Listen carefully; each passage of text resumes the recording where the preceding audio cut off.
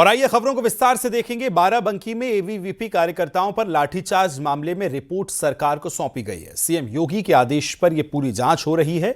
IG Praveen Tripathi ने सरकार को यह रिपोर्ट सौंप दी है। रिपोर्ट के बाद कार्रवाई हुई और एसआई गजेंद्र विक्रम सिंह सस्पेंड किए गए। हेड कांस्टेबल पवन यादव, सौरभ सिंह, कांस्टेबल विनोद यादव भी सस्पेंड किए गए। ये बड़ी खबर आपको बता रहे हैं, जहां सरकार को ये पूरी जांच रिपोर्ट सौंपी गई है और इस रिपोर्ट के बाद ये बड़ा एक्शन लिया गया है। एसआई गजेंद्र विक्रम सिंह को सस्पेंड कर दिया गया, उनके साथ में कई और भी सस्पेंड हुए। एबीवीपी कार्यकर्ताओं पर लाठीचार्ज जो हुआ था उस मामले में मुख्यमंत्री ने जांच के आदेश दिए थे और रिपोर्ट सौंपने को कहा था, जिसके बाद रिपोर्ट तैयार हुई और रिपोर्ट आने के बाद कई पुलिसकर्मी जो है सस्पेंड इस पूरे मामले में कर दिए गए हैं। तो सरकार ने त्वरित एक्शन लेते हुए यह बड़ी कार्रवाई को अंजाम दिया है। बाराबंकी में लाठीचार्ज हुआ था, आप जानते हैं, और उसके बाद ये तस्वीरें भी हमने आपको दिखाई थी कि एबीवीपी के कार्यकर्ताओं पर किस तरह से लाठीचार्ज हुआ था। और जब इस पूरे मामले को लेकर रिपोर्ट तलब की गई तो फिर एक्शन हुआ और एक्शन में कई पुलिसकर्मियों को, एसआई समेत,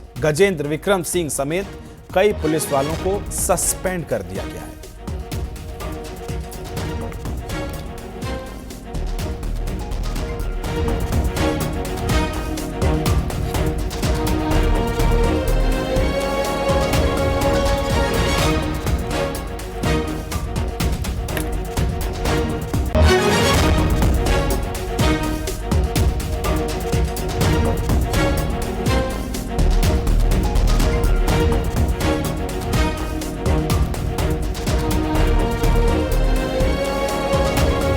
तो सीधा चलेंगे, खबर को विस्तार लेंगे। लखनऊ से मेरे सहयोगी राजीव सिंह जुड़ गए। राजीव, जरा बताइए, पूरी जांच चल रही थी, रिपोर्ट तैयार हो रही थी और उसके बाद ये कार्रवाई हुई है। क्या कुछ जिक्र इस रिपोर्ट में किया गया जिसके बाद ये बड़ी कार्रवाई हुई?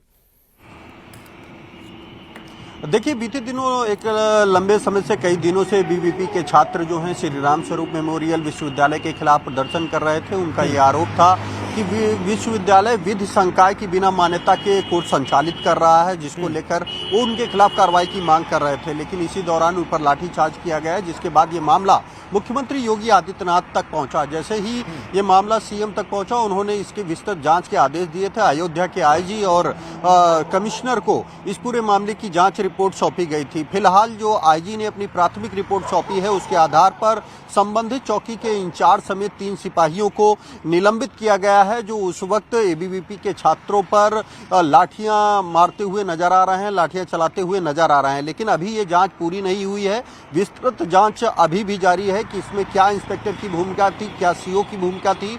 इसकी भी जांच जब पूरी हो जाएगी तो मुख्यमंत्री को सौंपी जाएगी। दूसरी तरफ लगातार जैसे ही ये मामला शासन और प्रशासन के संज्ञान में आया था, वैसे ही रामस्वरूप विश्वविद्यालय के खिलाफ जांच शुरू कर दी गई थी। और इसीलिए बीते 25 अगस्त को ही जो तहसील प्रशासन है उसने रामस्वरूप विश्वविद्यालय के खिलाफ एक नोटिस जारी किया था, एक आदेश जारी किया था, जिसमें इस बात का जिक्र किया था कि रामस्वरूप विश्वविद्यालय द्वारा 6 बीघे की जमीन को अवैध रूप से कब्जा किया गया है। उसका कब्जा मुक्त कराने के साथ करीब 27 लाख रुपए का जुर्माना भी तत्काल जमा कराए जाने का निर्देश दिया था। यानी कि जो मांग की जा रही थी उस पर जांच हो रही थी, कार्रवाई भी शुरू हो गई थी। लेकिन जो लाठीचार्ज हुआ उसके बाद थोड़ा माहौल बिगड़ा था, जिसको लेकर भी अब कार्रवाई की जा रही है। हालांकि इसको लेकर एबीवीपी के राष्ट्रीय मंत्री अंकित शुक्ला ने कल राजधानी लखनऊ में एक प्रेस कॉन्फ्रेंस करके 48 घंटे में कार्रवाई की मांग की थी। उसके कुछ ही देर बाद जो प्राथमिक रिपोर्ट है उसके आधार पर संबंधित पुलिसकर्मियों को निलंबित किया गया है। अभी पूरे मामले की जांच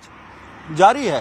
पहले ही जो उत्तर प्रदेश राज्य उच्च शिक्षा परिषद है उसके द्वारा विश्वविद्यालय के खिलाफ एफआईआर दर्ज कराई गई है। उसमें इस बात का जिक्र किया गया है कि विश्वविद्यालय के पास विधि संकाय की जो मान्यता है वो नहीं थी, उसके बावजूद वो 3 वर्षों में लगातार एडमिशन ले रहे थे, परीक्षाएं करा रहे थे, जिसके लिए गंभीर धाराओं में श्री राम स्वरूप मेमोरियल विश्वविद्यालय के खिलाफ एफआईआर दर्ज कराई। फिलहाल बड़ा एक्शन हुआ है। बहुत शुक्रिया राजीव, तमाम जानकारी साझा करने के लिए।